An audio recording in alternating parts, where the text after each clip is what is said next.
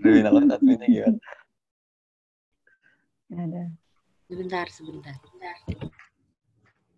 Kok udah di-record baru saya mulai. Sudah di-record.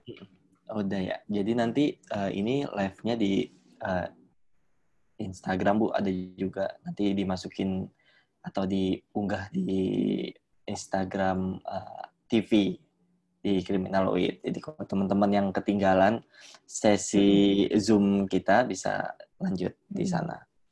Saya mulai ya, Bu. Assalamualaikum warahmatullahi wabarakatuh. Waalaikumsalam warahmatullahi wabarakatuh. Terima kasih atas kesempatan kali ini. Juga saya ucapkan selamat datang buat Ibu Ketua Program Studi Kriminologi Universitas Bengkulu, Ibu Kazizah Gusnita M. Krim, yang telah menyempatkan waktunya untuk sama-sama ngobrol, sharing sama-sama bareng kita di Kriminologi Channel di sesi ngobrol calon kriminolog, ngocol. Nah, ini tuh ini ngocol tuh memang paling banyak di request, Bu, untuk di Kriminaloid, karena kan ngobrolnya gitu ya? bareng-bareng dosen ya kan, dan juga banyak pertanyaan orang umum atau mahasiswa itu happening buat praktisi kriminologi. Nah, untuk mengawali topik kali ini tuh kita akan ngebahas soal korban pelecehan seksual, Bu. Nah, mungkin dari Ibu sendiri, kalau bicara soal korban pelecehan seksual itu kayak gimana sih, Bu, kalau dari pandangan kriminologi? Oke, makasih Imam. Iya, Bu. Jadi kalau dari programnya, saya bilang program ya ini ya, asik. Iya. Programnya kan ngocol ya, ngobrol. Lawan kriminolog, jadi kita ngobrol lah ya. Kita ngobrol. Mungkin jadwalnya siang, mudah-mudahan nggak pada ngantuk, tetap semangat gitu. Insya Allah semangat. Jadi iya, nah nggak kayak, ini bukan kayak webinar ya, jadi sambil betul, santai-santai. Jadi pertama mulai ini agak yang bilang saya tuh sebenarnya mungkin luar biasa sama salah satu korban yang mungkin sudah mempublikasikannya ke media sosial. Ini memang patut diacungi jempol karena keberaniannya, dan jangan lagi sebenarnya diolok-olok sebenarnya gitu ya, karena ketika kita bicara dulu terkait dengan korban gitu ya, tentu saja korban ini adalah orang yang mengalami penderitaan, baik itu secara fisik, mental, psikis gitu ya. Nah, jadi apa yang sudah dia alami ya sudah yang dia rasakan itu memang ada penderitaan dalamnya, baik itu secara ekonomi maupun yang lain gitu ya. Jadi kalau kita bicara korban ya dia sudah korban, kita bicara korban gitu yang mengalami penderitaan. Nah, kemudian terkait dengan pelecehan seksual gitu ya. Nah, ini banyak, kita mungkin akan bicara kekerasan seksual atau pelecehan seksual. Nah, tapi dalam konteks ini kan kita bicara soal pelecehan seksual gitu. Pelecehan seksual masuk dalam kekerasan seksual gitu ya kan. Jadi sebelum masuk ke korbannya terkait dengan gender, kita bicara dulu korban pelecehan seksual secara umum gitu ya.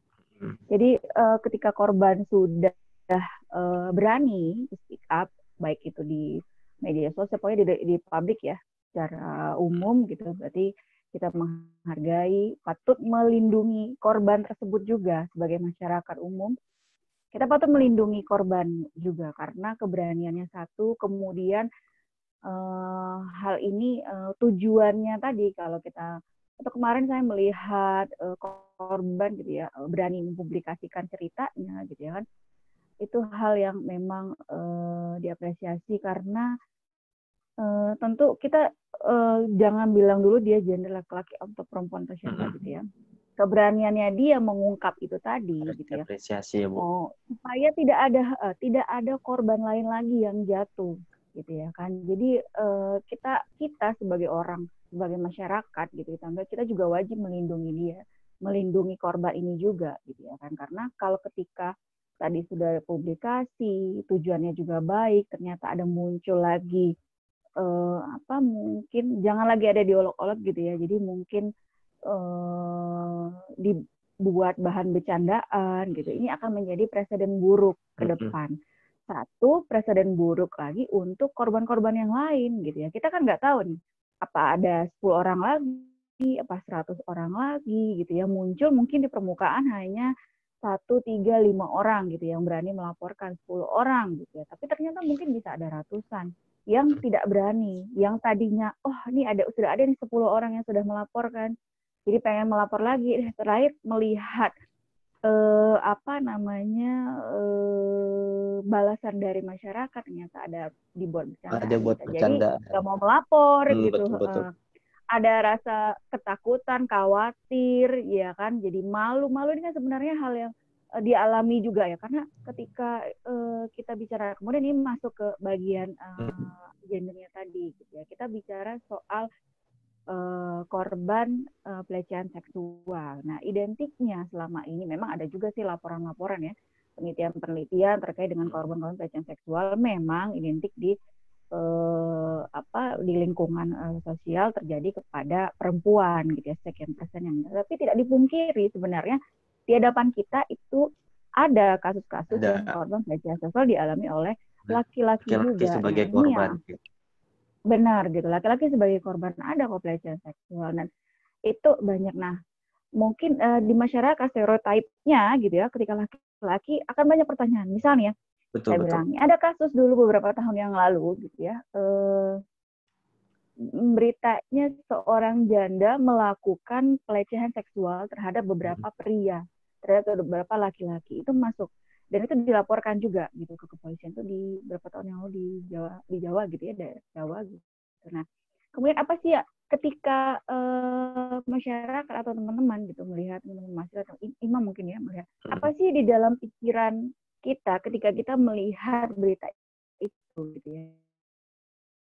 Apa ya korban, kita bicara soal korban, kok bisa sih laki-laki kok kayak nggak ngelawan, jadi korban, mana iya, ada membanding-bandingkan gitu ya Bu ya. Oke, nah itu. Jadi akhirnya dipertanyakan maskulinnya, betul banget, laki-laki itu sendiri. Nah, tapi sebenarnya kan ya itu tadi saya bilang, kalau korban aja gitu kan. Kalau korban aja. Laki-laki, perempuan, siapapun bisa terjadi ya sekarang ini, mau korban pelecehan seksual, kekerasan seksual gitu terjadi di masyarakat gitu.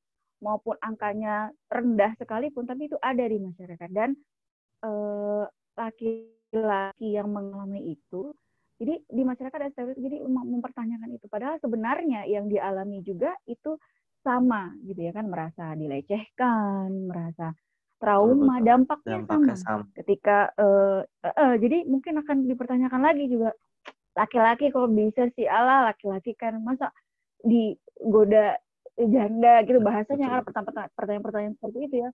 Kok ya terima aja lah namanya laki-laki, dan jadi ada stereotip begitu. Padahal sebenarnya ya kita tidak bisa bilang begitu juga, ada, kita tidak bisa mempertanyakan, tapi memang mereka laki-laki, mereka merasa dilecehkan, mereka trauma, mereka merasa tersudutkan, dengan mereka merasa tertekan dengan posisi itu gitu ya. Karena kemudian akhirnya inilah ya, kemudian stereotip ini berkembang jadi bercandaan, padahal sebenarnya inilah tadi presiden buruk nih yang seperti ini. Ketika ada kasus ini muncul lagi, bisa muncul nih di masyarakat, malu kan akhirnya, nanti kalau gue lapor jadi bahan bercandaan gitu ya. Terus kemudian ada labeling lagi nih, ya kan, muncul lagi, nggak cuma stereotip, akhirnya di label lagi, laki-laki apa namanya, kalau saya bilang dia lemah gitu ya, maskulinnya diuji lagi bisa, gitu. Bener gitu, maksudnya diuji lagi. Padahal tadi kalau korban aja lah gitu. Kita melihat gitu, kita melihat itu gitu. Jadi sebenarnya justru kita masyarakat, ketika ada satu yang bisa speak up gitu, kita harus lindungi sama-sama. Karena bisa jadi banyak hal lain lagi di sekitar kita, banyak korban-korban yang pelecehan seksual yang juga dialami oleh laki-laki gitu. Bisa jadi penelitian saat ini mungkin melihat ya banyak perempuan, tapi mungkin belum masuk nih, karena laporan yang masuk di laki-laki tidak sebanyak yang dilaporkan korban-korban yang mengalami pelecehan seksual oleh perempuan gitu. Tapi ternyata mungkin bisa jadi ada banyak juga gitu. Tapi karena stereotip itu tadi yang berkembang di masyarakat, turunlah di angkanya itu nggak sebanyak itu. Mungkin kan bisa jadi gitu, seperti itu. Jadi kalau kita bisa bicara korban, nggak ada yang mau jadi korban gitu kan. Mau itu laki-laki, perempuan, tua, muda gitu. Sama. Kalau kita, ya semua bisa jadi korban dan nggak ada yang mau jadi korban itu. Apalagi kita bicara soal pelecehan seksual, karena itu terkait dengan tubuh kita sendiri ya. Jadi hal-hal seperti itu. Gitu. Begitu. Ya. Iya. Jadi tadi Bu Jinja, Bu Aziza sudah kasih background-nya juga terkait korban. Kalau teman-teman yang ada di room ini ingin bertanya, bisa langsung aja ke di chatnya, nanti bisa saya persilakan. Jadi silakan dari nama siapa, ingin tanya apa. Nanti saya bisa persilakan untuk nanya langsung ke Bu Ziza untuk ngobrol langsung ya Bu ya. Apa sih yang pengen ditanyain terkait korban pelecehan seksual? Nah, kalau kita ngelihat tadi kasus yang lagi viral juga Bu di Twitter, di media sosial soal kain jarik, fetis kain jarik yang akhirnya muncul korban-korban yang mayoritas adalah lelaki gitu ya Bu ya. Jadi modusnya ini, si pelaku ini Bu mengatasnamakan senioritas. Pertama dia sudah semester 10, terus juga mengatasnamakan ini untuk penelitian, terus juga mengasih tahu kalau ditolak dia bisa depresi atau vertigonya kambuh. Akhirnya korban-korban ini yang mungkin tadinya dihadapkan dengan situasi-situasi yang banyak gitu ya. Jadi ada situasi pertama ini senior, terus juga nggak enak untuk tidak membantu, terus juga dihadapkan kalau tidak membantu nanti mana rekan satu program studinya ini jadi sakit atau depresi. Akhirnya dia membantu, malah dia jadi korban pelecehan seksual. Walau akhirnya muncul juga stereotip kan, kenapa kok dia mau sih jadi korban dan lain-lain. Nah, untuk masyarakat sendiri Bu, kita tuh respon yang baik buat ketika kita menemukan ada korban-korban pelecehan seksual itu seperti apa ya Bu? Kita sebagai masyarakat. Ya, okay. Nah, iya gitu ya. Itu tadi ya sebenarnya yang memang ada hak dan kewajiban korban ya. Jadi haknya itu korban juga mendapat dukungan, mendapat bantuan, mendapat perlindungan gitu ya. Tidak cuma dari aparat penegak hukum sebenarnya. Kalau kita masuk ke ranah dalam tindak pidana, tapi di masyarakat pun perlu gitu, karena kita bicara nih soal korban gitu ya. Kalau kita bilang dari ilmunya, kita bicara soal viktimologi. Banyak pakar memang melihat dalam suatu peristiwa kejahatan, bicara soal peranan korban di dalam suatu peristiwa kejahatan gitu ya. Baik itu mau provokatif victim gitu ya, mau itu korban yang disalahkan. Banyak hal seperti itulah gitu. Yang korban juga sama-sama pelaku, keran kita victim gitu-gitu. Nah, cuma masyarakat melihatnya lagi untuk lebih kritis dan lebih mendukung ketika ada situasi yang seperti ini, gitu ya kan. Setidaknya mungkin kita tidak menimbulkan label baru satu ya, tidak menimbulkan apalagi isu baru lagi. Jadi itu tadi ya, tidak dijadiin bahan bercandaan, tidak menimbulkan isu baru yang melihat menyalahkan korban tadi. Kenapa kok mau, kok nggak bisa mikir sih gitu, kok nggak bisa menolak sih gitu ya kan. Jadi menimbulkan isu baru, pertanyaan baru yang pertanyaan itu akhirnya sebenarnya ujungnya ingin menyalahkan korban sendiri yang tidak bisa mencegah situasi itu gitu ya kan. Tapi itu tadi sebenarnya yang kita butuhkan, yang dibutuhkan korban sebenarnya dukungan dan bantuan serta perlindungan ya. Ketika hal ini terjadi, kita ramai-ramai justru mendukung, bukan menjadikan ini mengolok-olok lagi, apalagi situasinya laki-laki gitu yang jadi korban. Kita membantu untuk mensupport, bisa jadi astagfirullahaladzim, sorry jatuh. Gak apa-apa Bu. Ini jatuh nih dari tadi nih. Nah, bisa jadi kita ikut, misalnya nih, kita ikut membantu apa yang sebenarnya yang dibutuhkan korban pada saat ini gitu ya. Misalnya dia merasakan depresi juga gitu ya kan. Apa yang dibutuhkan untuk menahan rasa malu atau depresi, tekanan gitu ya. Mungkin di masyarakat kan banyak ada yang psikolog mengajukan diri sendiri misalnya gitu ya kan. Apa yang bisa dibantu? Kemudian mempublikasikan di media sosial untuk bisa bantu dukungan secara moral, hal tersebut lah. Banyak yang bisa kita bantu sebenarnya. Dulu kan sudah sempat terjadi ya kasus-kasus pelecehan seksual yang hashtagnya apa lupa saya juga.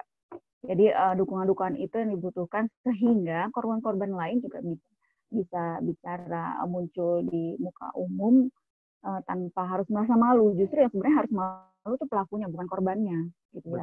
Karena kan selama ini akhirnya tuh yang yang merasa malu justru korbannya kan. Tapi kita harus mengubah mindset itu sebenarnya gitu ya di masyarakat.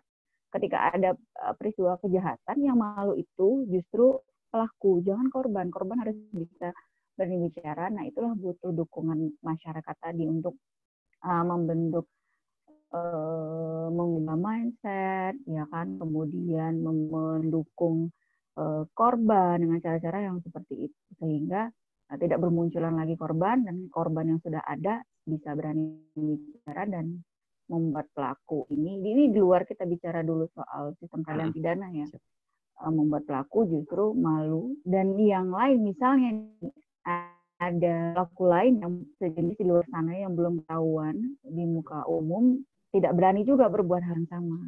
Jadi menutup kemungkinan peristiwa kejahatan kembali terjadi dan membuat korban lain berani bicara dan tidak muncul lagi korban yang baru. Jadi mendukung itu perlu banyak cara yang menurut media sudah pernah terjadi. Dukungan masyarakat itu sebetulnya mana mendukung banget untuk korban untuk lebih kuat, terus juga bisa menjadi efek jerah sendiri bagi pelaku ya Bu ya. Jadi biar nggak terjadi kejahatan. Jadi ketika terus Bu kalau pelaku melihat misalnya nih ya, ada situasi, kita kan nggak tahu di luar sana ya, mungkin kalau kita bicara soal penyimpangan, ya mungkin ada saja namanya di lingkungan sosial masyarakat gitu, mau fetis bahasanya, mau apalah yang lain gitu ya, penyimpangan yang terjadi yang dialami seseorang. Jadi ketika ada hal ini gitu, tidak membuat seseorang itu tidak berani melakukan hal yang sama, itu efek jerah secara tidak langsung ya. Gimana? Baik. Iya Bu, ya Bu. Nih teman-teman kalau ada yang mau tanya bisa langsung aja. Kira-kira ada yang mau tanya gak?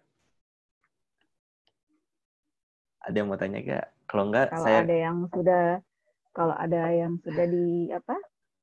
Di IG gitu ya. IG. Ini Ada sih Bu. Ya. Sambil Ibu membenarkan kali ya Bu ya. Iya, membenarkan tripod saya yang jatuh-jatuh.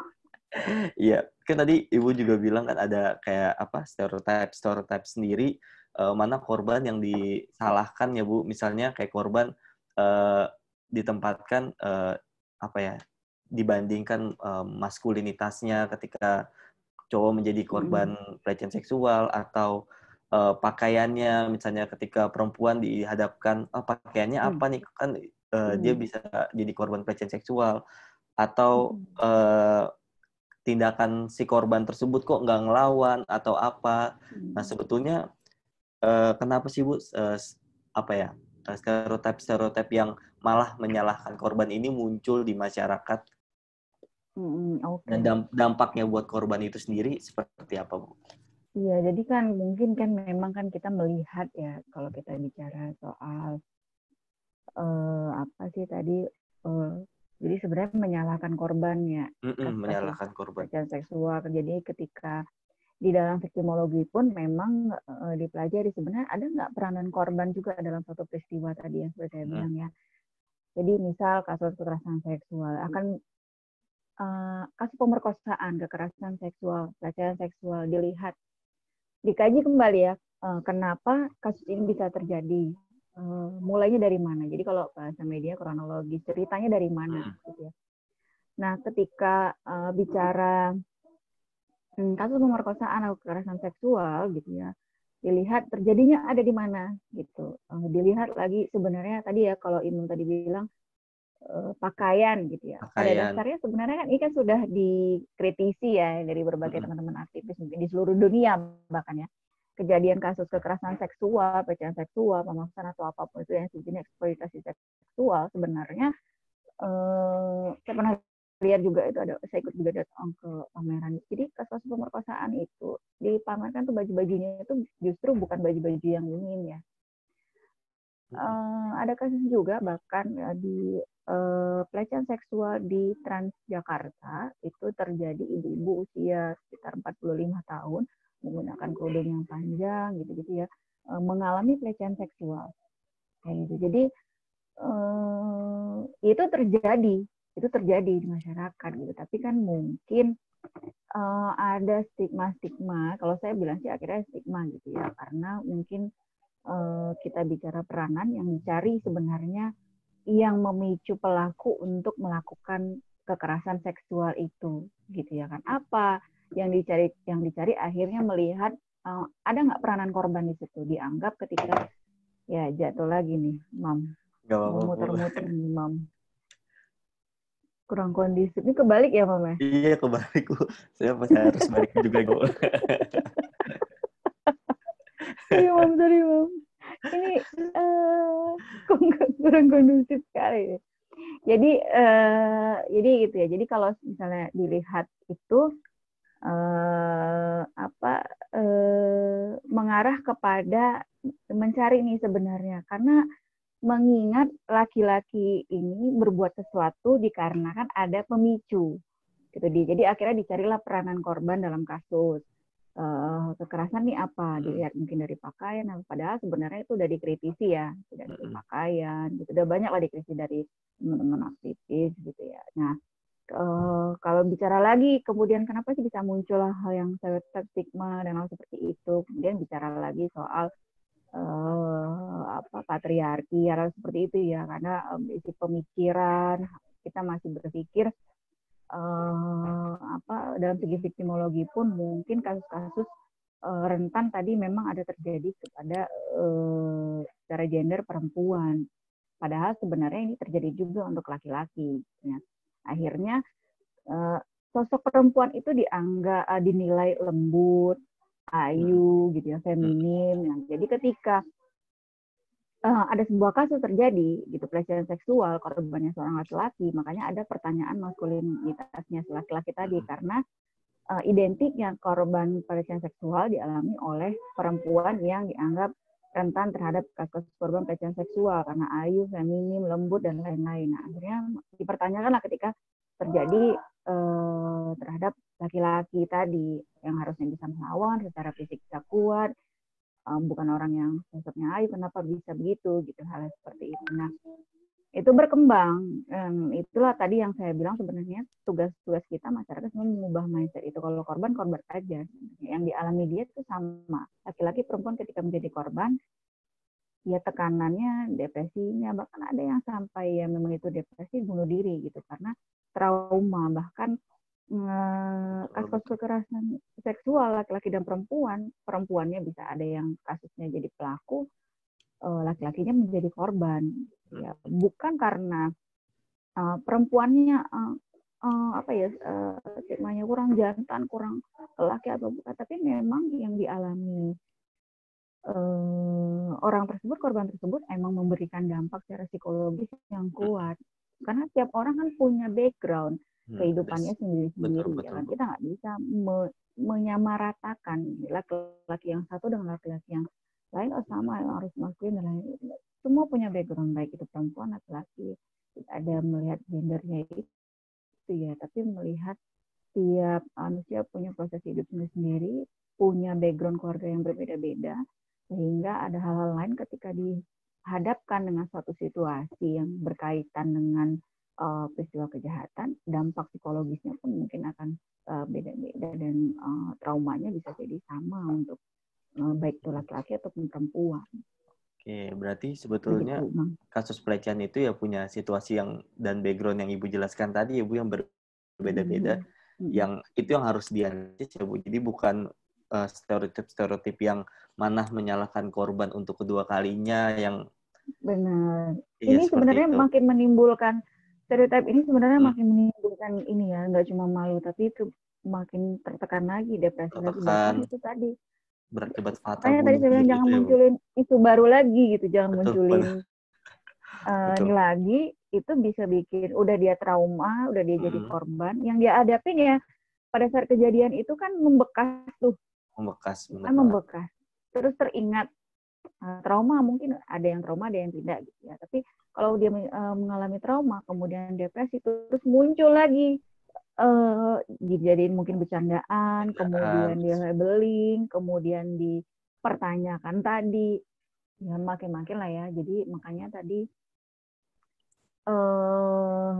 ya mungkin ada satu, ya ada yang udahlah, nggak terlalu apa namanya, dianggap biasa gitu ya, menganggap udah ada yang tidak depresi, ada yang tidak ada. Makanya tadi setiap orang itu punya background sendiri-sendiri di kehidupannya, proses hidupnya beda-beda. Ada yang punya pengalaman A, punya pengalaman B, sehingga ketika ada peristiwa terjadi, dampak psikologisnya pun bisa beda juga. Ada yang depresi, ada yang biasa, ada yang trauma, bahkan mungkin ada juga yang sampai bunuh diri, percobaan bunuh diri. Percobaan bunuh diri. Iya. Ini ada pertanyaan dari Julika. Sebetulnya Julikanya ada di room ini, mau ngomong langsung atau saya sampaikan nih? Kira-kira. Julika nih, Julika. Tes. Saya sampaikan aja lah ya, Bu. Jadi, sampaikan aja, Kak, tuh. Iya, sampaikan saja, Kak. Oh, ya udah, saya sampaikan ya. Bagaimana tanggapan Ibu Kaziza sebagai kriminolog tentang masyarakat yang selalu menyalahkan korban? Kalau korban tersebut ceritanya tentang pelecehan yang dia alami gitu, tentang pelecehan yang dia alami gitu, Bu. Jadi tentang respon masyarakat, Bu. Oke. Makasih ya Julika. Gitu. Tadi Julika nggak tahu dari mana ya? Julika dari mana nih, Julika? Ya udah apa. Oke, makasih Julika. Jadi tadi juga udah sempat saya singgung ya, sebenarnya memang edukasi tuh perlu ya sebenarnya gitu. Kita nggak bisa juga meminta gini, misalnya kita kan punya situasi di masyarakat namanya kehidupan sosial. Semua orang beda. Dalam satu keluarga aja kita secara pribadi beda-beda. Dalam satu RT, RW, lingkungan, daerah, wilayah, gitu kan. Wilayah Sumatera berbeda karakternya sama wilayah daerah Jawa, gitu, Kalimantan, dan lain-lain. Begitu juga stereotip, stigma, labeling yang udah ada beredar di masyarakat, berkembang di masyarakat, itu juga tidak bisa serta-merta hilang gitu aja, gitu ya. Karena ini tadi misalnya menyalahkan korban, ya salah sendiri pakai rok mini, makanya diperkosa gitu ya. Itu dulu sempat rame ya gitu ya, dulu zaman beberapa tahun yang lalu tuh. Nah, itu juga diprotes hal seperti itu gitu. Juga udah dikritisi lah seperti itu. Nah, tapi itu tetap ada dan sebenarnya masih berkembang mungkin di masyarakat ya. Padahal itu sebenarnya sudah ada edukasi juga dari teman-teman, mungkin nggak cuma di Indonesia, di dunia sebenarnya, bahwasannya kasus kekerasan seksual bukan dari, nggak cuma dari pakaian. Gitu, bukan dari itu. Kemudian itu tadi edukasi masyarakat, upaya dari kita satu sama lain sebenarnya. Bagaimana sih sebenarnya mengubah mindset tadi, mengubah stereotype, stigma, labeling gitu ya, korban-korban kekerasan seks, karena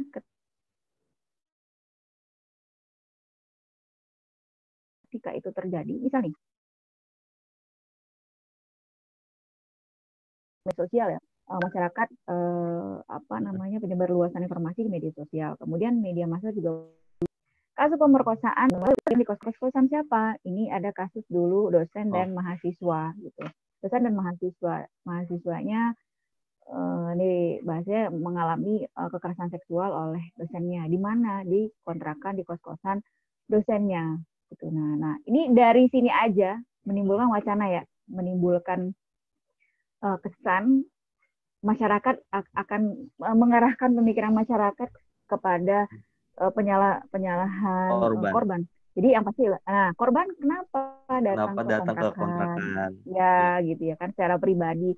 Kemudian akan dipertanyakan situasi-situasi yang ada pada saat itu terjadi ke kontrakan, ngapain aja secara pribadi sendirian, yang punya laki-laki dan gitu-gitu ya, hal-hal seperti itu akan dipertanyakan lagi. Nah, kemudian kasusnya mahasiswa ini sudah hamil 3 bulan, itu dipertanyakan lagi, kenapa lapornya sekarang? Kenapa nggak pada saat itu terjadi? Apakah ada hal-hal lain? Dan nah ini akan berkembang lagi, muncul lagi labeling baru gitu karena bahasa-bahasa itu tadi ada kekerasan simbolik ya, bahasa-bahasa itu memunculkan menguatkan stereotip yang ada di masyarakat gitu ketika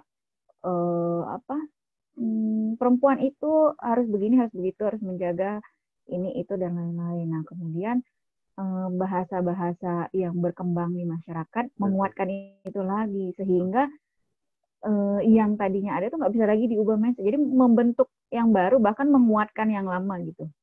Jadi pentingnya sebenarnya edukasi secara bahasa gitu. Kemudian edukasi kepada masyarakat bahwa kita ketika bicara soal korban, mereka adalah orang yang paling menderita. Bukan lagi, jangan lagi ditambah dengan ya tadi olok-olokan, bercandaan, bahkan mempertanyakan situasi gitu. Ya mereka yang sebetulnya kita nggak ada di sana juga. Iya gitu. Jadi ya butuh rasa empati sebenarnya gitu ya kan, karena kalau kita bilang coba deh kamu ada di posisi itu sekarang gitu, mau nggak kamu? Karena kalau kita bilang kekerasan seksual terjadi, pelecehan seksual terjadi, misalnya lumrahnya harusnya bagaimana seksual itu dialami yang seperti apa lumrahnya, gitu ya kan, suka sama suka dalam hubungan yang resmi, hal yang seperti itu. Ketika ada proses pemaksaan terjadi, ya itu sudah tidak benar, itu menyimpang, itu salah, itu pidana. Orang yang mengalami hal itu, orang yang mendapatkan tekanan, paksaan itu, ya korban titik. Dia yang mengalami penderitaan itu. Jadi edukasi itu, empati itu yang sebenarnya dibutuhkan. Tapi memang itulah yang terjadi di masyarakat ya. Kalau kita bilang itu sudah dilakukan sebenarnya sama teman-teman mungkin aktivis di seluruh dunia bahkan ya. Tadi saya bilang. Tapi itu tadi ya tidak mudah sebenarnya mengubah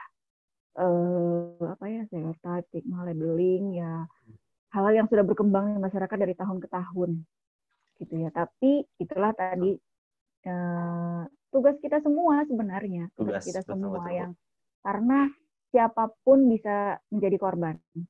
Kita, orang-orang kita sayangi, mau nggak orang-orang kita sayangi menjadi korban? Kan kita nggak mau. Jadi tugas kita juga yang sebenarnya untuk mencegah itu, untuk mengubah mindset yang ada di masyarakat.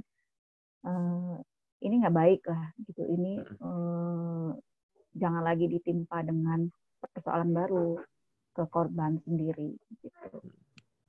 Ya, ini ya. Juga iya Bu, ini juga ada pendapat nih Bu terkait warganet dari NPC 0720, yaitu dia ngasih tahu kalau pembulian melalui internet oleh netizen atau warganet ini sendiri biasanya lebih cepat menyebar dan akhirnya menjadi bahan olok-olok yang membuat korban tertekan.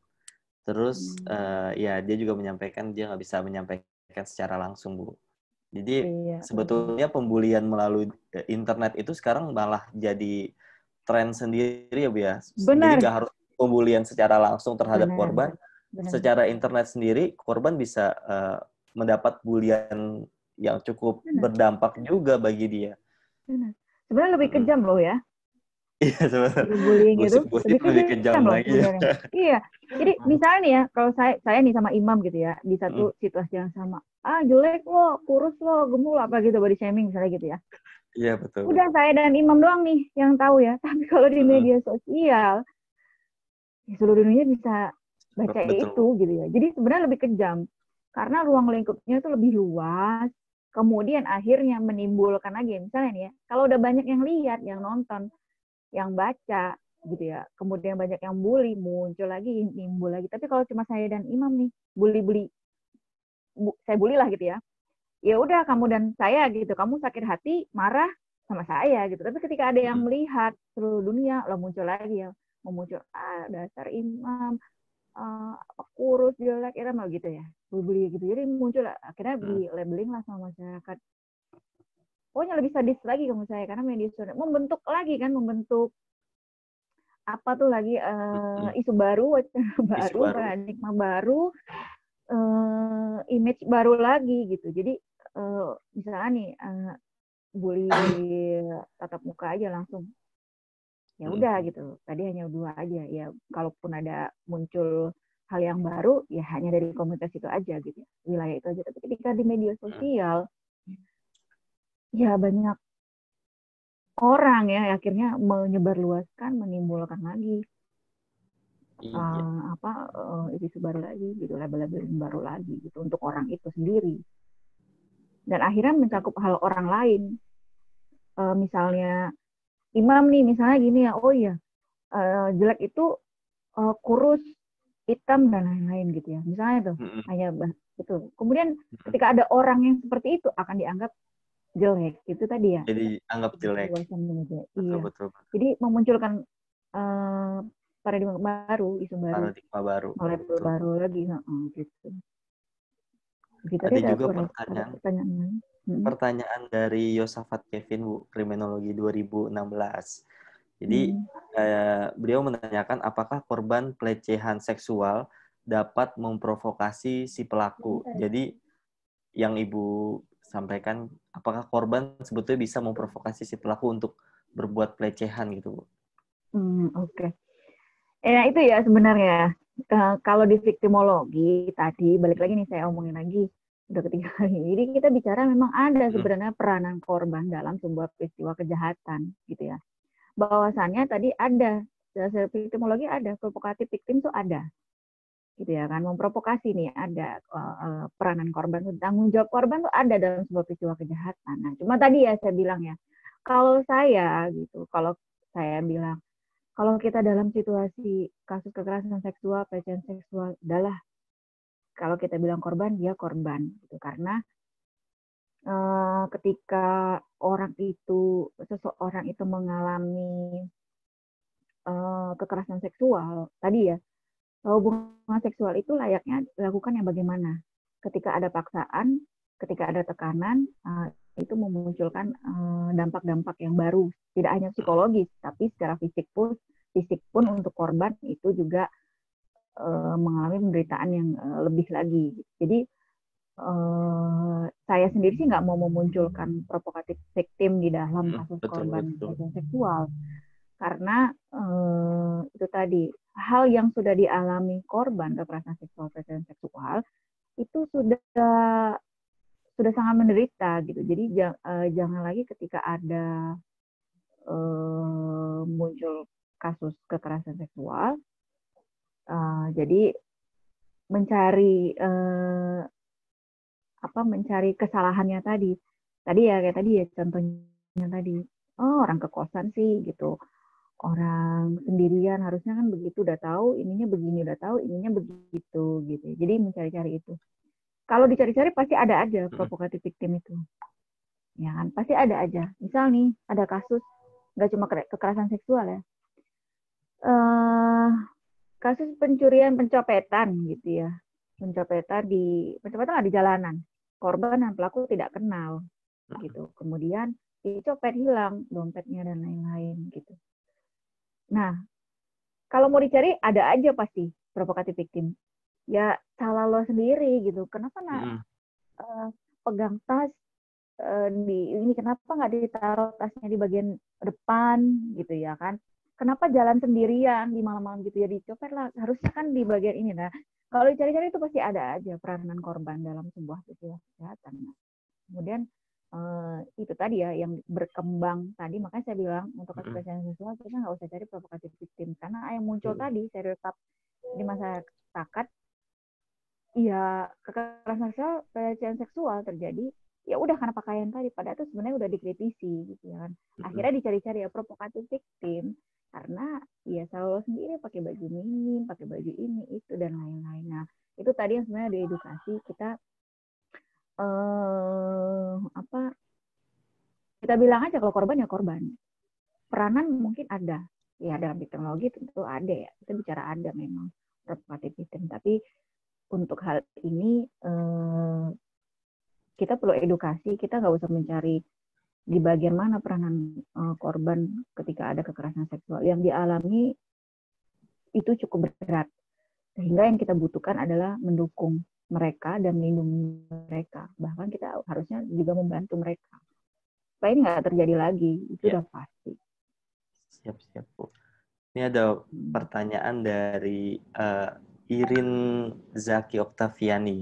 Ini mau nanya langsung atau gimana nih? Ada orangnya juga di sini. Gimana? Jadi pertanyaannya saya bacain aja ya, Bu. Oke. Jadi mau nanya, bagaimana menurut Ibu cara menyikapi catcalling, yaitu pelecehan di ruang publik secara verbal, yang memanggil misalnya kayak cewek mau kemana, atau cantik, atau bersiul gitu ya, Bu ya. Menurut Ibu, kita harus menanggapinya bagaimana dan disampaikannya, diminta sampaikan aja Kak gitu. Sampainya gimana tuh Bu? Buat banyak orang yang dapat pelecehan secara verbal di ruang publik itu gimana tuh Bu? Iya sih ya, sebenarnya catcalling itu apa ya? Saya juga merasa menjadi korban ya. Gimana tuh Bu? Cuma memang itu tadi ya Mama, ini sebenarnya tuh gini nih. Emang hal seperti itu kan kadang di masyarakat tuh akan dianggap udahlah nggak usah dipusingin, nggak usah diambil hati, nggak usah ini, nggak usah gitu itu ya. Itu kan pemikiran masyarakat ya sebenarnya. Tapi banyak itu juga bentuk pelecehan seksual sebenarnya gitu ya. Secara ini itu memang bentuk pelecehan seksual gitu. Kemudian memang kalau saya masukkan ke budaya patriarki gitu ya, menganggap lo masa digituin aja sih, marah gitu ya kan gitu. Terus gitu aja. Jadi padahal itu sebenarnya simbol-simbol kekerasan juga gitu. Ya, simbol-simbol kekerasan seksual, tapi kita bilangnya itu ya pelecehan seksual ya. Cuma itulah awal mulanya sebenarnya dari hal-hal yang itu. Kalau kita bisa meminimalisir, tidak muncul lagi hal yang lebih luas ya kan. Nah, saya tidak bisa bilang juga kamu harus melawan, karena kan itu tadi ya, setiap pribadi seseorang tuh, misalnya perempuan nggak lagi kok dianggap lemah gitu, ada aja perempuan yang jago karate gitu ya, jago dan bisa melawan gitu. Kalau di mengalami pelecehan seksual yang seperti itu juga bisa saya sih saya pelototin gitu ya. Tapi kan kita nggak bisa gitu. Pasti itu gitu. Banget, Bu. Iya benar, maksudnya saya pelototin, saya kenapa saya udah gitu ya. Tapi kan kita nggak bisa ada situasi yang berbeda juga ya Bu. Iya benar, perempuan kamu harus kuat, kamu harus ini itu gitu ya. Persoalannya lingkungan sosial kita juga sebenarnya gitu ya. Di laki-laki punya pemikiran A, di perempuan menganggap ini, nah lingkungan sosial juga menganggap ini gitu ya. Jadi memang membutuhkan edukasi yang ayolah kita sama-sama menghargai gitu sebenarnya. Perempuan ada yang nggak suka dibuat seperti itu. Itu termasuk pelecehan, termasuk hal yang membuat perempuan tidak nyaman gitu ya. Nah, di laki-laki pun merasa menghargai itu sendiri. Ibaratnya tuh kalau suka jangan bentuk hal yang seperti itu. Tapi kan kadang ya di masyarakat tuh muncul ya itu hal-hal yang itu masih wajar, padahal itu termasuk dalam segi teori itu pelecehan seksual kan gitu ya. Cuma itu terjadi. Nah, kalau mampu, kalau bisa ya hadapi ya, misalnya itu tadi saya bilang kalau saya fototin, saya datengin gitu. Gitu. Nah, tapi ngasih tahu kalau ibu itu nggak suka digituin responnya. Iya, kita memberitahu kalau kita tuh nggak nyaman digituin gitu. Kita nggak suka gitu, kita hadapi, dan itu nggak benar gitu. Nggak benar.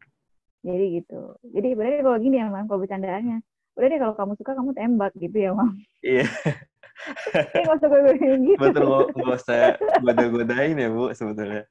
Ya sebetulnya kalau di catcalling memang di internet sendiri udah banyak media-media sosial yang ngasih efek jera bagi pelaku catcalling. Jadi misalnya emang ada perempuan atau lelaki yang mengalami seperti kayak gitu, nggak bisa respon karena ada situasi yang mana membahayakan dirinya. Kalau dia respon secara langsung, jadi dia bisa cari media-media sosial terkait catcalling. Nanti di situ bisa direspon, ada efek jera dari warganet juga, ataupun ada tindak pidana, langsung lapor ke Iya.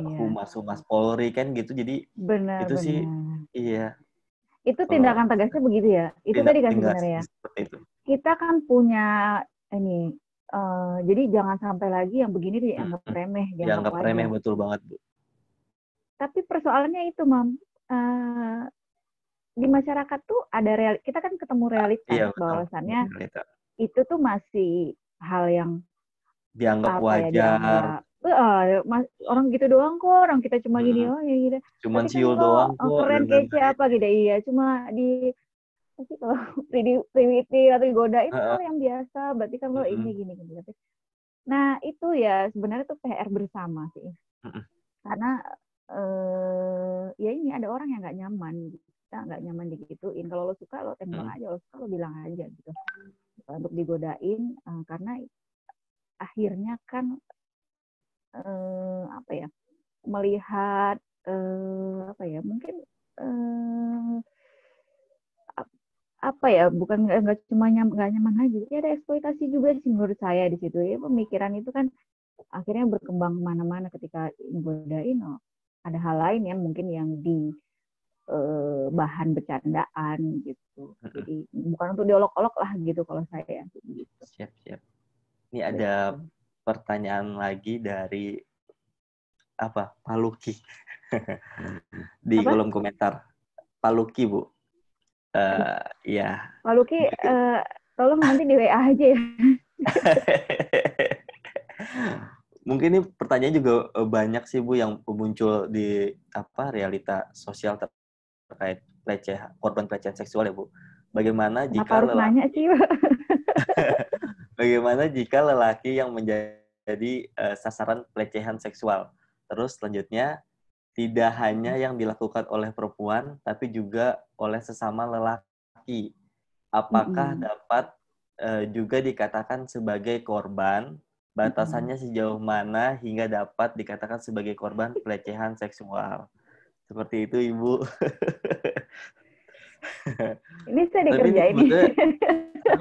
sebetulnya saya juga agak bertanya-tanya bagaimana kalau yang ininya adalah sesama lelaki gitu ya, Bu. Ya, oke. Saya mau tetap bilang kalau Mas Luki, sebenarnya oke, kalau Mas kita Luki. iya tuh Mas Luki ya. Pak Luki nggak bisa ya di WA aja ya. Jadi kalau saya bilang kalau kita bicara korban ya udah korban aja, itu tetap quote saya. Maksud saya itu gini, mau realitas ya tadi ya, pertama korban kekerasan seksual ataupun pelecehan seksual identik mungkin di masyarakat banyak terjadi di perempuan. Penelitian pun ada terkait dengan hal itu. Perempuan, tapi realitasnya di lapangan tidak dipungkiri banyak kasus-kasus korban kekerasan seksual, pelecehan seksual juga dialami oleh laki-laki. Dulu kan juga ada banyak kasus, nggak cuma si fetis ini gitu ya, tapi kasusnya siapa dulu yang artis Saipul Jamil gitu ya, itu satu gitu. Kemudian Reinhardt itu juga gitu ya, itu kasus sebelumnya gitu. Nah itu itu terjadi di masyarakatnya ada gitu. Bisa nggak disebut tadi pertanyaan ya, bisa nggak dikatakan korban gitu ya kan? Itu satu. Nah ya pasti bisa, karena ya korban tetap korban aja saya bilang. Apa yang diderita oleh korban ini? Ada pelecehan seksual terjadi, kekerasan seksual terjadi, misalnya mengalami kasus dulu Saipul Jamil mengalami pelecehan seksual. Kalau kita bilang tadi dia tidak menikmati, dia tidak suka, dia tertekan, dia trauma, itu juga termasuk akhirnya dia tetap mengalami penderitaan itu tadi, korban juga. Jadi nggak bisa apakah korban itu senang menerima perlakuan tersebut. Sudah pasti tidak. Toh dia melapor kan, berarti dia juga mengalami penderitaan yang sama dengan korban-korban lain, mau itu perempuan, mau itu laki-laki, tapi mengalami penderitaan yang sama, tertekan, malu, banyak depresi, ya gitu-gitu, ya, trauma gitu, dan merasa apa ya namanya, ya dilecehkan gitu ya kan, bagian-bagian tubuh dilecehkan oleh pelaku gitu ya, itu masuk bagian korban kekerasan. Jadi mau itu laki-laki, mau itu perempuan, ketika dia bicara soal kekerasan, dia korban aja. Mau itu apalagi pelakunya nih laki-laki, kan banyak lah yang terjadi di masyarakat. Nah, kayak sekarang ini aja yang rape juga kan laki-laki, pelakunya laki-laki gitu kan, itu memang menimbulkan banyak lah yang derita korban tadi yang di awal kita bicarakan. Jadi rasa malu, hal seperti itu. Nah, kemudian untuk perkembangan ke depannya pun apa namanya, korban mungkin normal biasa saja gitu ya, tapi ketika mengalami kekerasan pelecehan seksual gitu ya kan, ada secara psikologis dia akan melihat masa depannya, kemudian pembentukan hubungan baru dengan orang lain, bahkan bisa menjadi dampak yang lain lagi gitu ya. Ya tadi bicara soal korban aja, dia tetap masuk dalam orang-orang yang mendapatkan penderitaan. Apalagi kalau sudah ranahnya pidana gitu ya kan, ada hal yang diderita, ada hal yang dirugikan terhadap korban ini tadi. Jadi laki-laki pun sama kok ngerasain tekanannya gitu ketika hal yang tidak ia inginkan. Itu secara seksual kan layaknya itu harusnya bagaimana? Ketika itu ada tekanan dalam hubungan seksual, berarti itu ya ada paksaan, berarti itu ada penyimpangan di dalamnya. Ada pidana juga di dalamnya, dan itu juga menimbulkan dampak untuk si korban tadi, mau itu laki-laki, mau itu perempuan. Kemudian tadi apa? Ada tadi apa? Itu korban. Iya. Tadi pertanyaannya apa lagi? Kayaknya ada beberapa tadi pertanyaan. Ada, ya pertanyaannya bagaimana jika lelaki jadi sasaran pelecehan seksual? Ya, tadi ibu udah jawab juga. Kalau lelaki bisa juga jadi korban ya Bu ya. Terus tidak hanya dilakukan oleh perempuan, tetapi juga sesama oleh lelaki.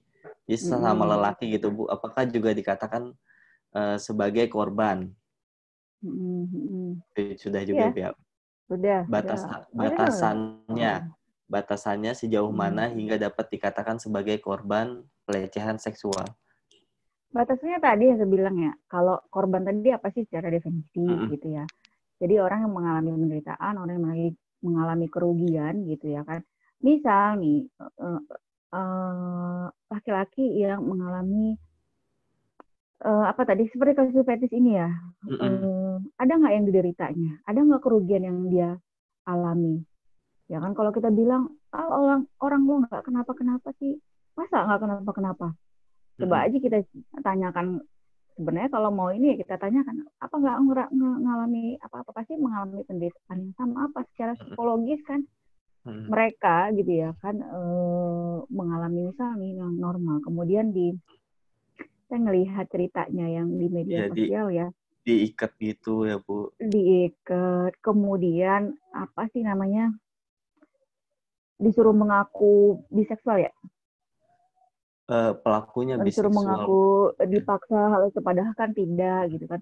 Jadi secara tekanan, secara psikologis sudah mengalami penderitaan gitu. Kemudian dampaknya ada yang trauma juga gitu ya kan. Akhirnya mengalami kerugian juga, apalagi ketika masyarakat juga membuat apa namanya, wacana baru, label baru ke mereka, kan bisa aja depresi gitu. Tadi saya bilang bisa menimbulkan trauma yang panjang, depresi, bahkan bisa jadi sebenarnya percobaan bunuh diri gitu. Dan ini presiden buruk gitu. Nah, kayak gitu tadi saya bilang. Nah, batasannya ketika seseorang mengalami penderitaan dan kerugian akibat dari sebuah peristiwa kejahatan, ya tentu saja dia akan disebut sebagai korban. Ya kan, dia mengalami tekanan, dia mengalami kerugian, depresi, lain seperti itu.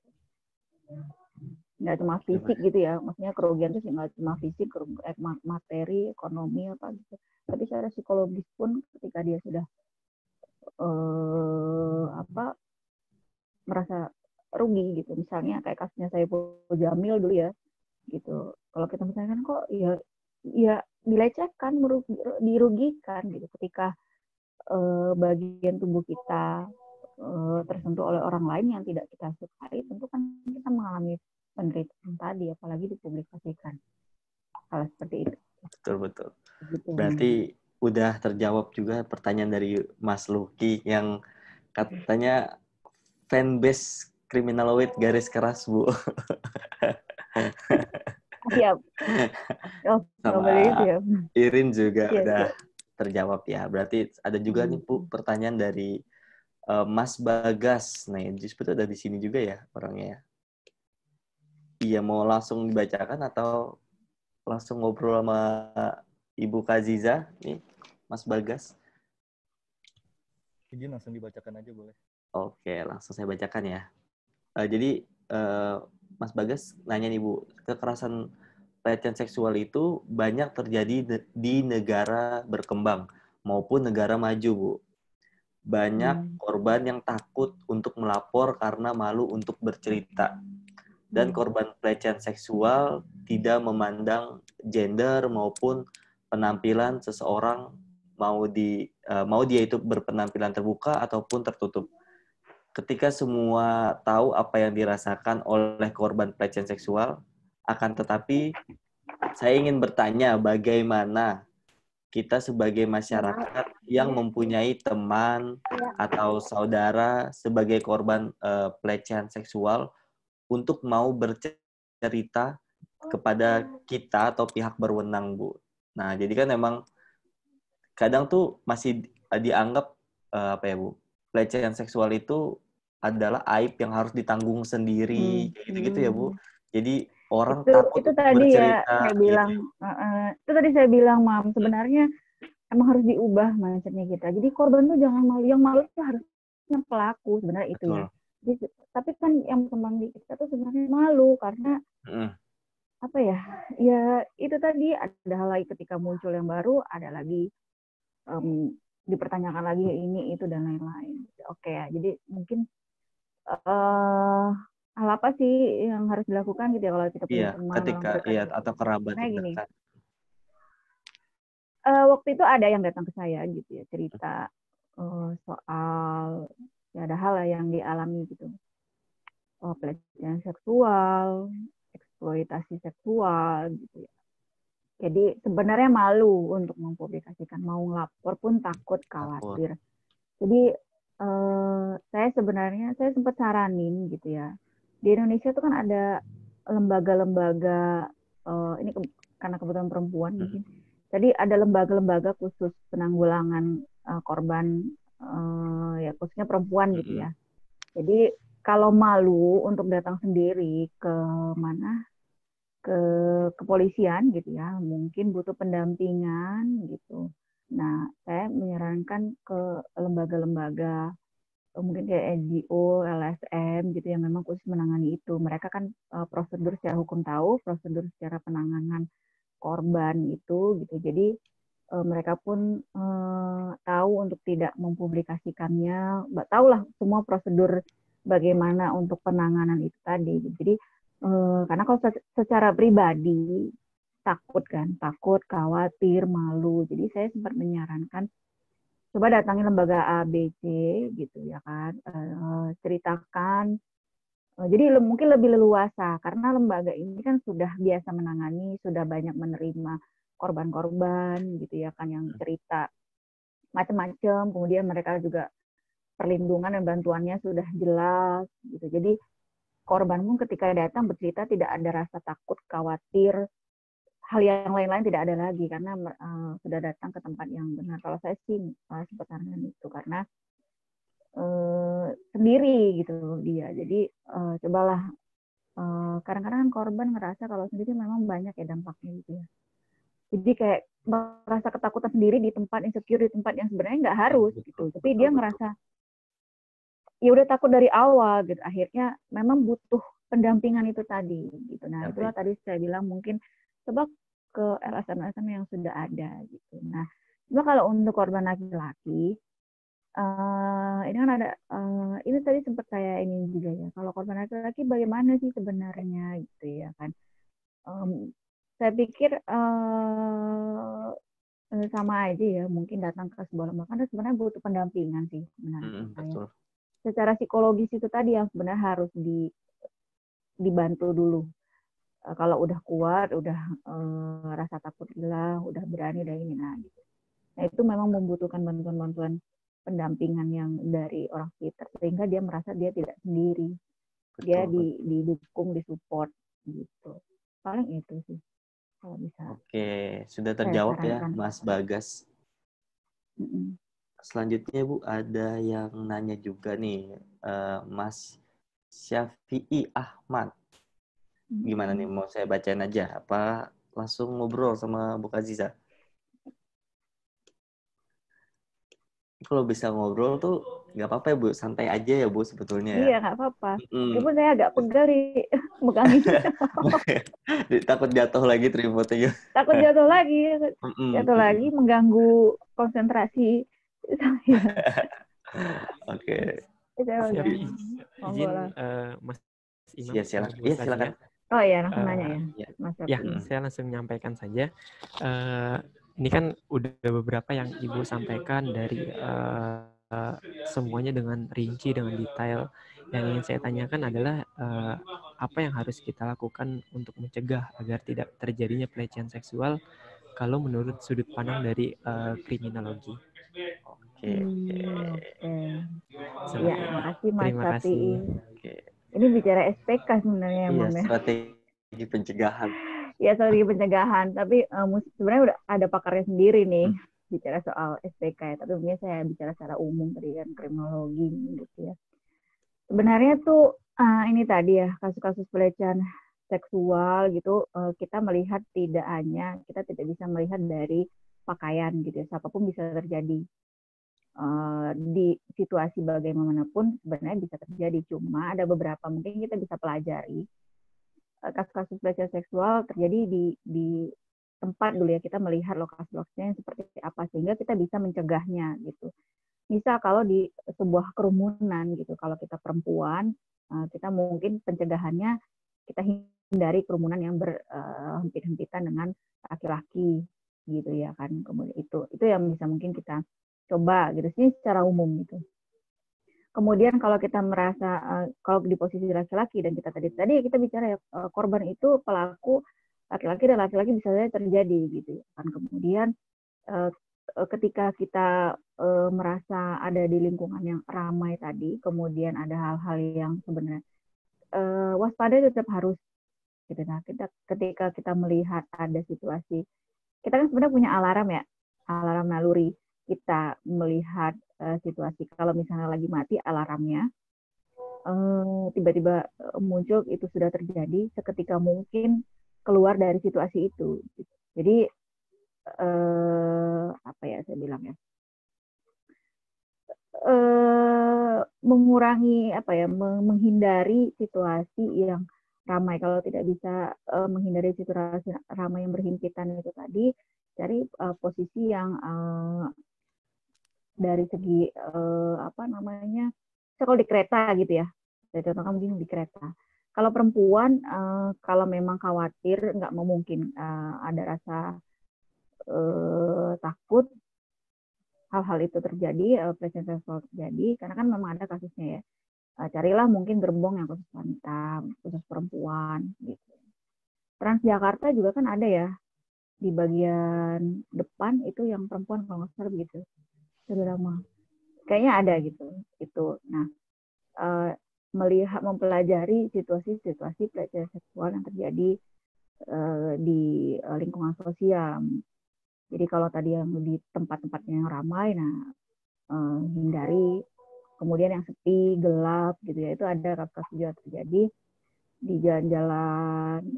Ada kasus-kasus yang di CCTV terlihat ya perempuan, misalnya pembegalan payudara, itu kan ada terjadi ya. Betul. Itu terjadi. Nah, banyak terjadi itu di tempat gelap, kemudian di lorong-lorong yang itu. serupa sih pencegahannya, kita berusaha menghindari. Kalaupun kita nggak bisa menghindari lewat dari situ, kita mungkin akan menunggu atau mencari seseorang yang bisa berbarengan dengan kita. Itu secara umumnya juga yang kita bisa jalani gitu. Paling lokasi-lokasi yang sebenarnya yang bisa kita cegah gitu, karena kalau misalnya tadi ya korban itu tidak melihat gender laki-laki perempuan, semua bisa terjadi.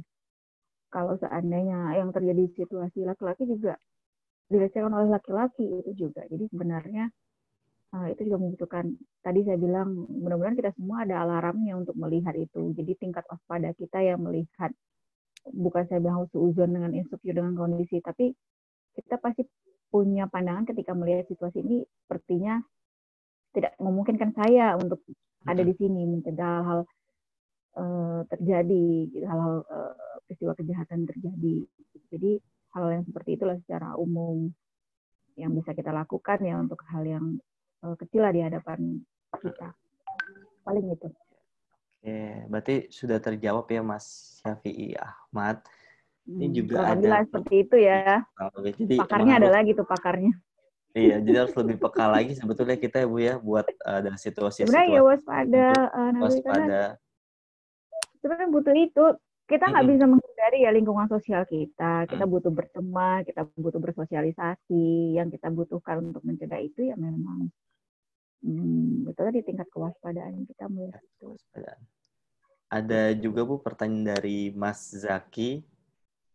Menurut Ibu, istilah yang tepat terkait kekerasan seksual atau pelecehan seksual Bu yang benar?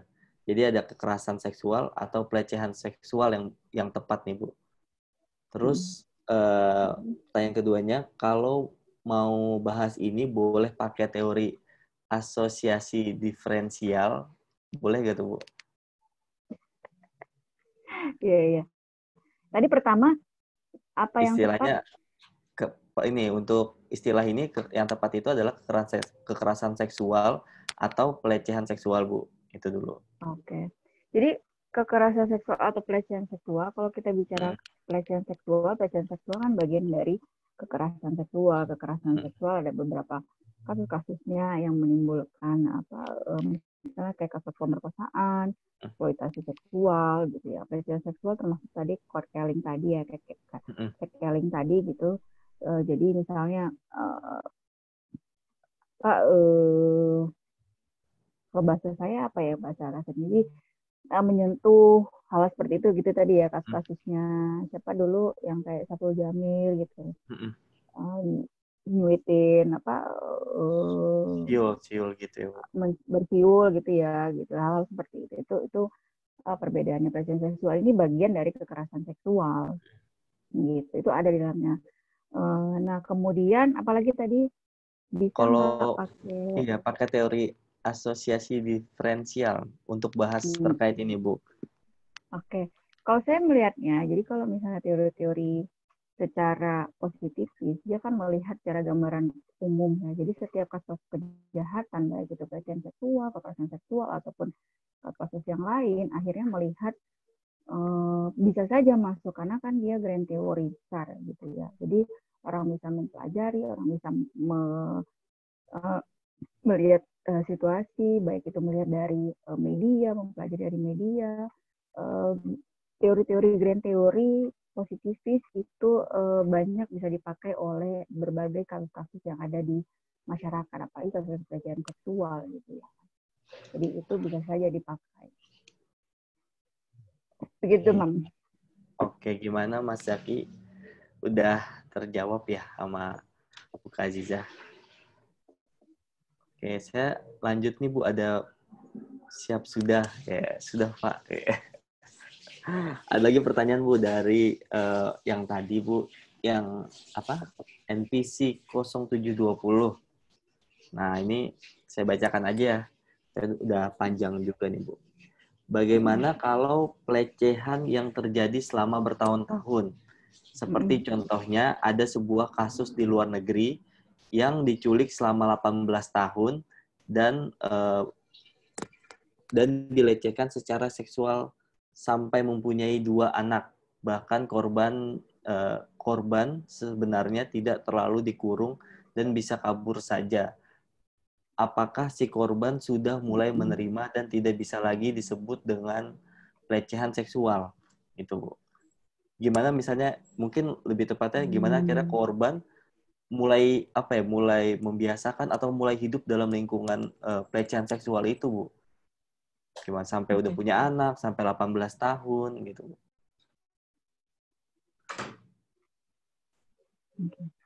Sebenarnya itu banyak terjadi ya korban-korban yang mengalami kekerasan seksual bertahun-tahun. Kita bilanglah coba yang terakhir yang kemarin juga viral itu siapa? NF ya. NF. Kasusnya kan muncul kasus pembunuhan. Tapi ternyata di balik kasus pembunuhan itu ada kasus kekerasan seksual yang terjadi dialami oleh NF sendiri. Dan itu akhirnya sekarang apa? Sampai hamil juga. Gitu. Apakah kita bisa bilang dia bukan korban? Sekarang kita sama-sama deh kita melihat kasus NF ini dia korban apa bukan? Dia bertahun-tahun mengalami kekerasan seksual bahkan oleh sampai omnya hamil. Ya, Bu. Omnya dan katanya sama pacarnya kan? Iya, sama pacarnya juga. Nah, kalau kita bilang nih sekarang dalam relasi pacaran, terus ada kekerasan seksual, sebenarnya kan muncul ya anggapan lain lagi, stereotip, stigma, labeling baru lagi, gitu. Apalagi dalam relasi pacaran. Ya, tapi akhirnya kan nggak muncul lagi di masyarakat karena ini terkait dengan anak. NF ini usianya berapa, kasusnya pembunuhan, muncul lagi ternyata korban kekerasan seksual. Jadi batasan tadi sudah ada. Ketika, kalau saya bilang ini, ketika hubungan seksual terjadi, itu kan sudah ada pakemnya kalau saya bilang. Suka sama suka, dalam hubungan yang resmi, bahkan dalam hubungan resmi pun sebenarnya kalau ada paksaan itu juga terjadi kekerasan seksual kan sebenarnya. Ada terjadi, ada. Sudah ada laporannya ada. Teman-teman bisa lihat tahunnya Komnas Perempuan tuh ada. Gitu ya, dalam hubungan perkawinan, apalagi mungkin pacaran gitu kan. Ada kasusnya, ada. Jadi gitu. Jadi meskipun akhirnya udah sampai hamil lah, pasti pertanyaan kok bisa sampai hamil ini begitu bertahun-tahun. Jangan-jangan dia menikmati itu seuzon yang maksudnya pertanyaan yang sangat membuat korban itu bisa depresi bahkan bisa langsung coba bunuh diri gitu ya kan. Jadi ya itu korban, batasannya sudah ada, nggak menderita kerugian, bahkan tadi ya ketika sudah sampai hamil kita kan nggak tahu ya situasi seperti NF saja gitu. Dalam situasi ketika sama pamannya dalam struktural dominasi, dia sudah kali struktural yang terbawah. Gitu. Dalam hubungan pacaran ketika bicara soal laki-laki dan perempuan, ada struktural juga di dalam, ada dominasi di dalam. Sehingga kita bilang, apalagi sudah sampai kekerasan seksual tadi ya, kenapa kok mau, kok ini, kok itu. Itu nggak ada lagi pertanyaan ke NF, karena gitu tadi bicara soal anak. Tapi kalau udah dewasa, ada kasus tadi yang seperti di luar negeri, nggak cuma luar negeri, sini pun juga ada itu tadi ya, mirisnya tuh ada di anak di Indonesia. Itu korban. Itu tadi saya bilang, saya balik lagi dengan kalau dia korban, udah kita bilang korban aja. Dia dilecehkan, dia mengalami kekerasan seksual, dia mengalami tekanan, paksaan dalam hubungan seksual, udah dia korban. Gitu. Jadi batasannya sudah jelas. Kalau dia sampai hamil, ya itulah tadi dalam situasi bertahun-tahun yang dia alami tadi itu. Kita nggak tahu juga bisa terjadi dalam situasi 9 tahun, 10 tahun, 2 tahun, 1 tahun. 1 hari aja untuk korban, itu kerugiannya, penderitaannya luar biasa, apalagi bertahun-tahun.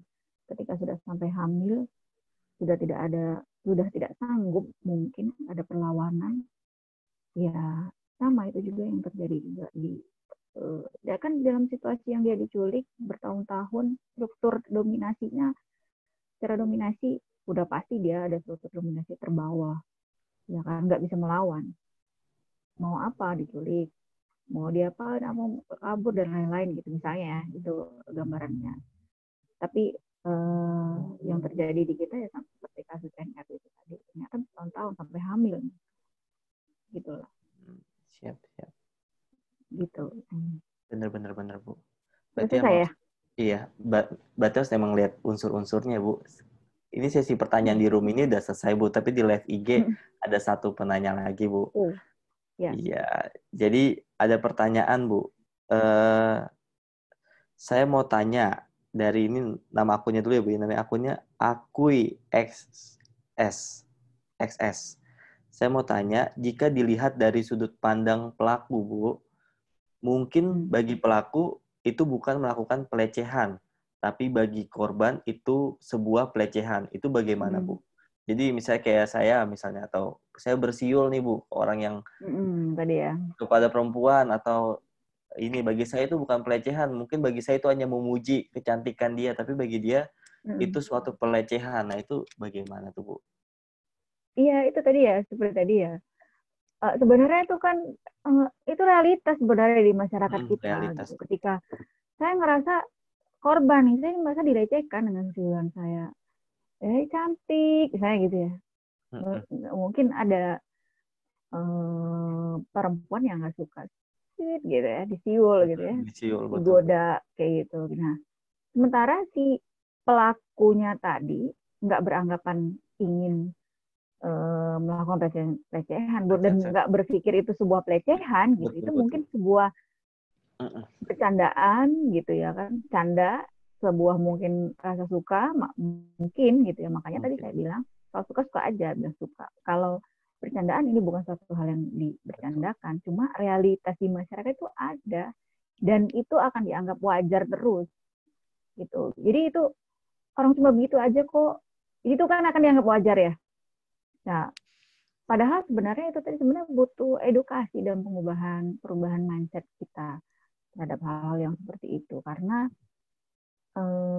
wajar itu dari sudut pandang yang bagaimana. Ternyata kan ada orang yang tidak nyaman dengan itu. Nah, kemudian budaya itu juga membenarkan gitu ya kan. Budaya kita akhirnya orang cuma begitu aja kok gitu. Kasusnya kan cuma ini, nggak sampai gimana. Jadi harus sampai yang bagaimana gitu kan. Sehingga itu memang harus dikatakan sebuah pelecehan. Jadi tapi memang itu yang terjadi. Kita butuh edukasi sebenarnya sama-sama kita di masyarakat. Kalau hal yang seperti itu memang tidak patut. Memang ada orang yang tidak suka, ada orang yang tidak nyaman, dan itu sebuah pelecehan. Itu sebuah pelecehan. Meskipun sekarang itu ya itu sebenarnya pelan-pelan ya sosial itu kan nggak bisa juga bisa diubah, stereotip mau bullying itu nggak bisa ngeblok gitu ya kan, tapi bisa dibentuk, bisa cepat ya. Kita aja misalnya pelakor itu, saya berkali-kali bilang pelakor itu bentukannya dari mana, media sosial, cepet jadi langsung. Yang namanya pelakor itu siapa, rebut laki orang, jadi ya muncul label baru. Tapi untuk mengubahnya itu nggak bisa secepat itu juga. Kalau mau memunculkan bentukan baru lagi, paradigma wacana baru lagi di masyarakat. Jadi sebenarnya butuh edukasi dulu di masyarakat bahwasannya sehingga sebenarnya kita semua tuh jangan memulainya dari pelaku itu tadi, karena kita nggak ngerti ya itu sebenarnya pelecehan nggak pelecehan, cuma rasa ini. Jadi itu edukasi, pengubahan mindset kita. Kalau ada orang yang tidak nyaman dengan situasi itu dan itu sebuah pelecehan seksual, lagi tekanannya. Itu sih. Berarti itu kata kuncinya, Bu ya, edukasi bahwa setiap orang tuh beda-beda dan iya, karena kan gimana ya, realitas tuh begitu di masyarakat. Kalau kita mau apa ya, saya bilang, kita mau gembar-gembor ini itu, kita bilang gini ya, budaya kita budaya patriarki gini. Terus saya akan dipertanyakan dengan misalnya di luar teman-teman feminis, di luar yang aktif gitu. Terus lo mau ngapain gitu? Ini lingkungan sosial kita gitu. Itu realitas yang ada sebenarnya. Meskipun kita secara teori ini budaya ini laki-laki itu begini gitu. Tapi itulah yang terjadi dan sebenarnya ya cuma untuk kita berpikir sama-sama. Kalau saya bilang ya untuk bahasa awam ya. Bahasa akademisnya kan mungkin ya ini budaya patriarki, teman-teman harus begini begitu, tapi untuk bahasa di masyarakatnya sendiri empati aja gitu. Kita ada orang yang tidak suka gitu ya, menahan diri ya untuk hal-hal yang seperti ini, karena sebenarnya ini bukan maksudnya ini adalah sebuah pelecehan seksual. Jadi edukasi sangat dibutuhkan. Kalau saya bilangin terlalu akademis, kita ada di lingkungan sosial yang banyak orang yang berpikir begitu. Jangan itu ya, misalnya teman-teman yang di kriminologi aja khususnya yang sudah belajar saya teori, pasti ada lah yang berpikir seperti itu. Pasti ada lah yang sering bercandaan gitu ya. Tapi kan itu kita akhirnya ya udah itu lingkungan sosial, hal itu yang pasti diwajar. Padahal sebenarnya nggak wajar gitu. Betul, Tapi betul. itu yang terjadi di masyarakat, itu lingkungan sosial kita. Pelan-pelan bisa diubah. Bisa. Mulai dari diri sendiri dulu kali ya Bu ya. Kita mulai Iya, menghargai orang lain, menahan diri, empati, menahan yang diri, menghargai empati. orang lain, Mm-mm. merasa posisi kita di situ, itu empati yang dibutuhkan. Oke Bu, ini sebetulnya kita nggak kerasa ngobrol-ngobrol udah 1,5 jam Bu. Saya tadi udah lihat jam, Iya. kok nggak bisa ya? Mungkin Padahal di ngobrol sesi nih, kita ngobrol. padahal ngobrol ya Bu. Mungkin sesi Mm-mm. terakhir nih Bu dari closing statement Ibu selaku praktisi langsung dari kriminologi, bagaimana Bu terkait korban pelecehan seksual atau seterusnya, closing statement dari Ibu. Saya persilakan. Ya. Jadi kalau kita bicara soal korban, siapa aja bisa jadi korban. Kita, orang terdekat kita, orang yang kita sayangi. Jadi tidak ada satupun orang yang ingin jadi korban. Jadi ketika ada korban, ya kita sebagai masyarakat wajib mendukung, wajib membantu, wajib melindungi korban, jangan lagi menimbulkan labeling-labeling baru terhadap korban pelecehan seksual tentunya. Karena yang sudah dia alami, yang korban sudah alami, merupakan kejadian yang berat, sehingga kita yang kita lakukan hanyalah berempati. Fokus. Hanya. Oke, terima kasih banyak Ibu Oke. Kaziza Gusnita M. Krim selaku Ketua Kriminologi Universitas Budi Luhur. Saya juga ucapkan makasih kepada teman-teman geng-geng semua yang ada di sini yang udah stay terus di acara ngobrol calon kriminolog ngocol ya di Kriminaloid. Jangan lupa saksikan sesi-sesi berikutnya. Kalau ada tema-tema atau topik-topik yang ingin dibahas, bisa langsung aja DM adminnya di Instagram Kriminaloid atau di YouTube. Nanti kita juga upload ini di YouTube dan IGTV Bu.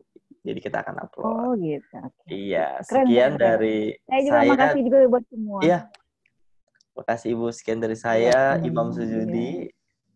Sekian, wassalamualaikum warahmatullahi wabarakatuh. Waalaikumsalam warahmatullahi wabarakatuh. Terima kasih. Terima kasih ya, Bu. Langsung live ini ya. Iya, iya Bu. Terima kasih Imam dan teman-teman semua.